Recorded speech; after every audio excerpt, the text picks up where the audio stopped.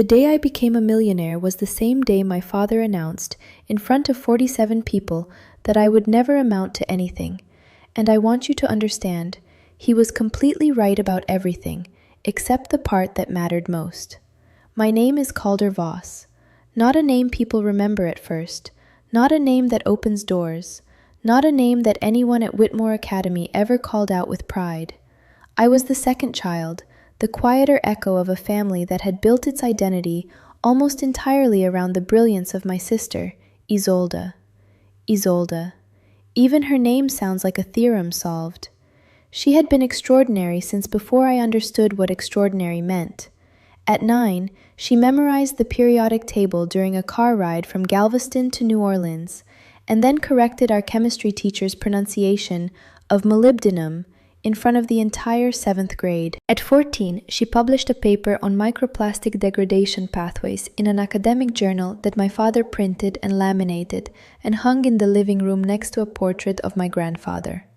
At 17, she received a full merit scholarship to attend Harvard.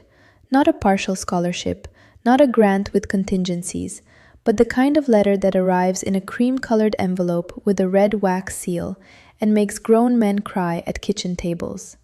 My mother cried. My father stood very still, the way men stand when they are absorbing something sacred. I was in the hallway. I heard everything through the wall.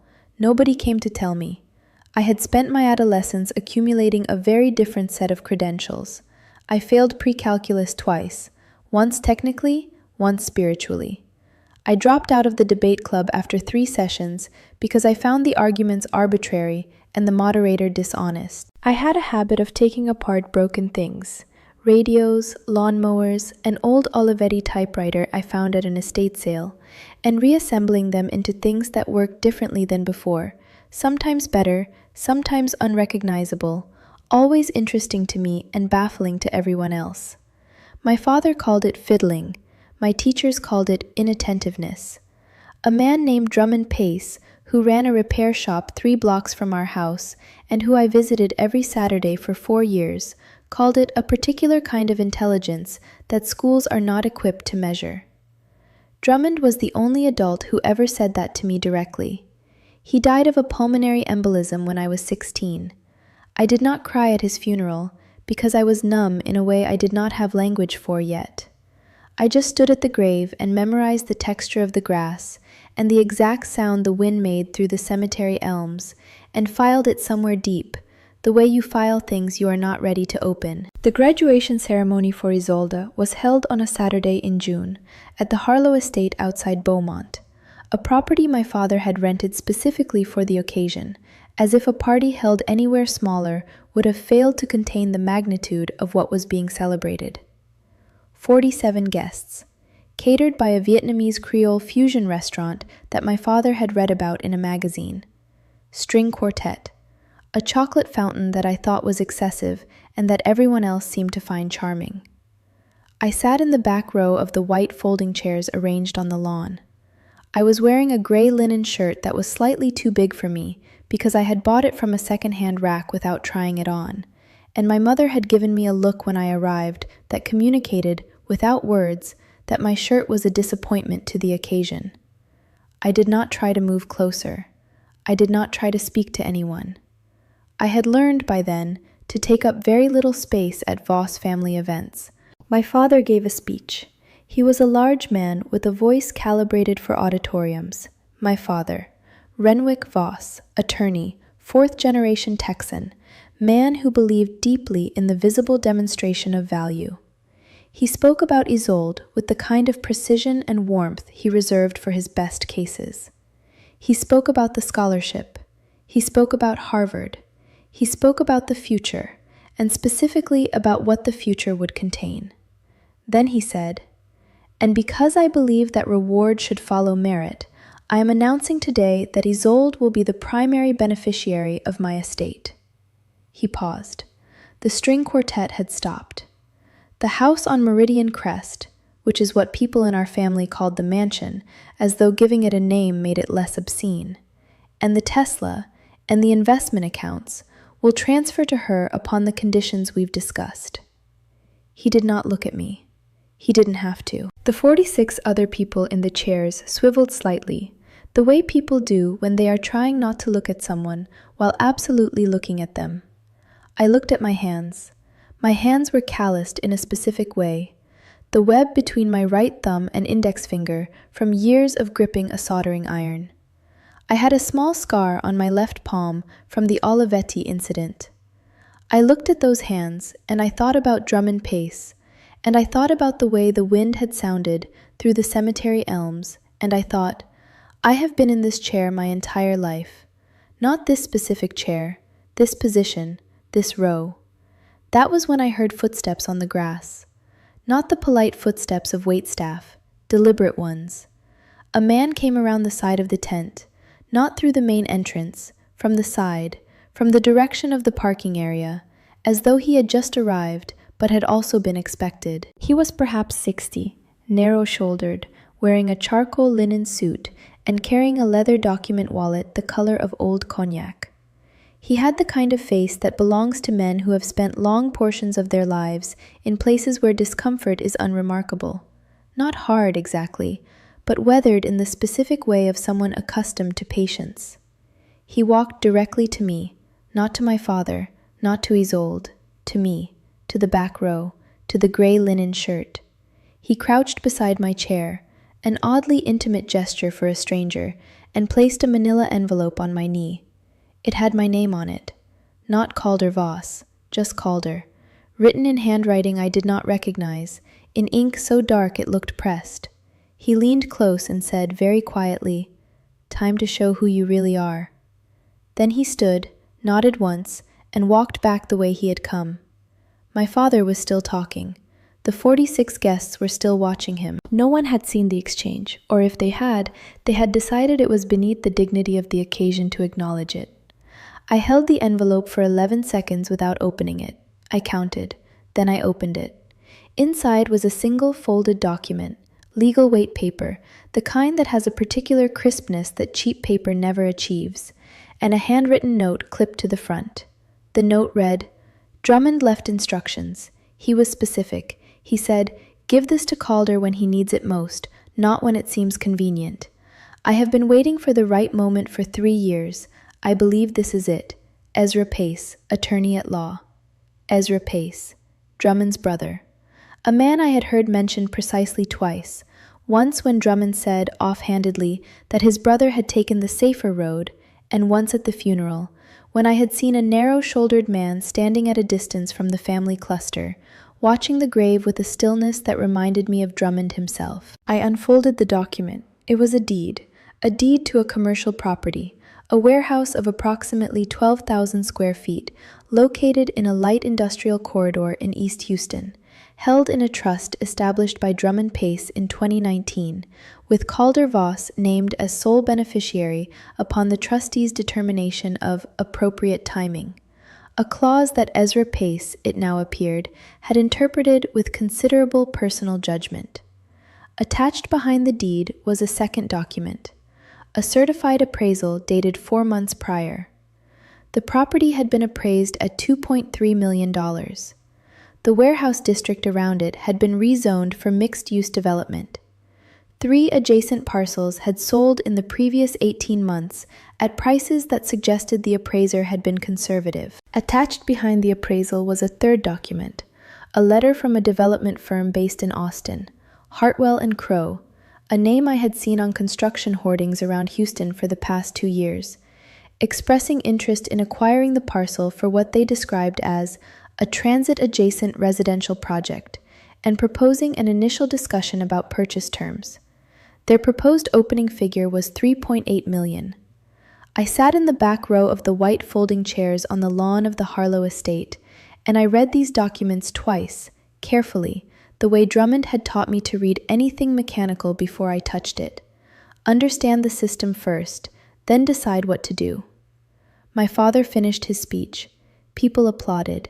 Isolde stood and embraced him, and then embraced my mother, and there was a general movement toward the catering tables, and the chocolate fountain, and the ambient noise of celebration. I folded the documents back into the envelope. I tucked it under my arm. I stood up. My mother found me near the entrance 20 minutes later. She touched my sleeve, the slightly too big gray linen, and said, with the careful voice she used when she was trying to soften something, "Are you all right, sweetheart? Your father didn't mean—" "He meant exactly what he said," I told her, "and that's okay." She looked at me. Something shifted in her face. Mothers track things in their children that nobody else can see, and she was tracking something now that she didn't have a category for yet. "I need to make a phone call," I said. "Tell Dad congratulations for me." I walked out to the parking lot and called the number on Ezra Pace's business card, which had been paper-clipped to the inside of the envelope with the kind of organizational precision that reminded me, painfully, of his brother. Ezra answered on the second ring. He sounded like he had been waiting. "I read it," I said. "I know." "Why did he do this?" There was a pause. Not an uncomfortable one, a considered one. "Drummond said you were the kind of person who needed to find their own footing before anyone handed them anything. He said if he gave it to you while he was alive, you'd spend your energy worrying about deserving it instead of building on it." Another pause.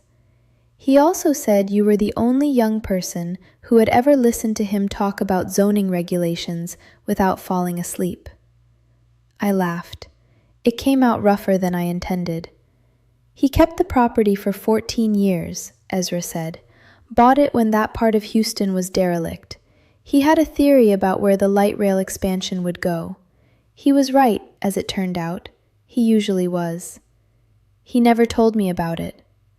"No, he said that was the point." I stood in the parking lot of the Harlow estate with the cream-white gravel under my shoes and the distant sound of string music drifting from the tent and the Texas June heat sitting on my shoulders like something with weight. And I thought about a man who had spent 4 Saturday mornings a month for 4 years talking to a kid who didn't fit anywhere, who took things apart and put them back together differently, who everyone had already decided was the lesser version of something better, and who had, without ever making a ceremony of it, believed something different. "What do I do now?" I asked, not rhetorically, genuinely. "That," Ezra said, "is entirely up to you. But if it were me, I'd call Hartwell and Crow before the end of the week, not to sell, to understand what they want and what leverage that gives you." Leverage. Drummond had used that word constantly, not in the ruthless sense, but in the mechanical one. Leverage is just force applied at the right point. You don't need to be the biggest thing in the system. You need to understand where the fulcrum is. I negotiated the sale of that warehouse over a period of 6 weeks. I did not hire a real estate agent. I hired Ezra Pace, who charged me 11% and earned every fraction of it.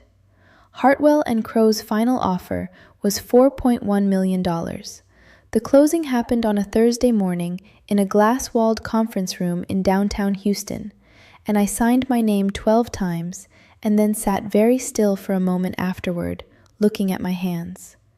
The calloused web, the small scar on the left palm, the same hands. I did not call my father that day. I did not send Isolde a message. I drove back to my apartment, a 1-bedroom in the Montrose area with a radiator that made a sound like a trapped bird, and sat at my kitchen table and opened my laptop and started reading about real estate development in secondary Texas markets, the way I used to read the repair manuals Drummond kept on a shelf above his workbench, the ones with the broken spines and the margins full of handwritten notes in his cramped, particular cursive. This is not a story about revenge. I want to be precise about that, because people hear the shape of it, and they assume the point is the reversal. The dumb one becomes the rich one, the overlooked inherits, while the celebrated falters, symmetry as justice. That's not what happened, or rather, that's not what mattered. What mattered was this. I had always believed, in some inarticulate and corrosive way, that the verdict on me had been delivered by people who understood something I didn't, that the scholarship and the laminated paper, and the Harvard acceptance, and the speech on the lawn, that all of it was evidence of a measurement I had failed, a standard I couldn't reach, that being the one in the back row was a fact about me, not a fact about where I'd been placed. Drummond had known that I believed this. He had never argued with me directly about it. He wasn't that kind of man.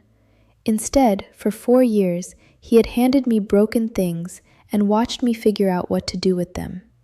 And then he had left me the biggest broken thing he had, the one with the most potential, the one that required patience and a specific kind of thinking, and the willingness to sit with something complex without forcing it into a shape it wasn't ready for yet. A year after the warehouse sale, my father called me. He had heard, through the particular osmosis of family networks, some version of what had happened. His voice had a quality I had never heard in it before. Not contrition exactly, something more careful than that. "I heard you did well," he said. "I did okay," I said. "Ezra Pace." He said the name slowly. "Drummond's brother." "Yes." A pause. "I didn't know Drummond left you anything." "Neither did I," said, "until he did." Another pause, longer. "Your sister is doing very well. The research program at—" "I know," I said. "I'm glad for her. Tell her I said so." And I meant it. That's the thing about finally becoming legible to yourself. You stop needing the scoreboard. Isolde had always been brilliant, and she had always been kind to me in the distracted, affectionate way of someone whose attention is mostly elsewhere, and her succeeding had never actually been the problem. The problem had been the framework that required her success to define my failure. Remove the framework, and what's left is just two people, living different lives, neither of them wrong. I am 31 now. I own 4 commercial properties in the Houston-Galveston corridor, 2 of which I've repositioned, and 1 of which I'm holding in the particular patient way that Drummond held the warehouse, watching the zoning maps, watching the infrastructure plans, watching where the fulcrum is. I keep a photograph on my desk. It's from the estate sale where I found the Olivetti typewriter. I was 14, and I'm holding the typewriter with the expression of someone who has found a thing they didn't know they needed. I don't look smart in the photograph. I look absorbed, entirely, completely, happily absorbed. That, I have come to understand, is the only intelligence that ever really saved me. The stranger who crouched beside my chair on the lawn and handed me an envelope, Ezra Pace, narrow-shouldered, weathered, patient, called me 6 months ago. He's 73 now. He said Drummond had left one more note, one he'd been instructed to deliver only after I had proven to myself that the first one wasn't a mistake. He read it to me over the phone, in the quiet of his office, and I sat in my truck in a parking lot in Pasadena, Texas, and listened. It said, "The ones they call dumb are just the ones they haven't learned to read yet. Don't let them write the ending." I didn't cry. I just sat there with the Texas heat coming through the windshield and thought about a Saturday morning when I was 12 years old, sitting on a metal stool in a repair shop while a man with calloused hands showed me how to find the break in a circuit. Not by following the path everyone takes, but by learning to feel for where the current stops. That was the beginning of everything. I just didn't know it yet. If this story stayed with you, hit like and subscribe. The next one will change the way you see everything.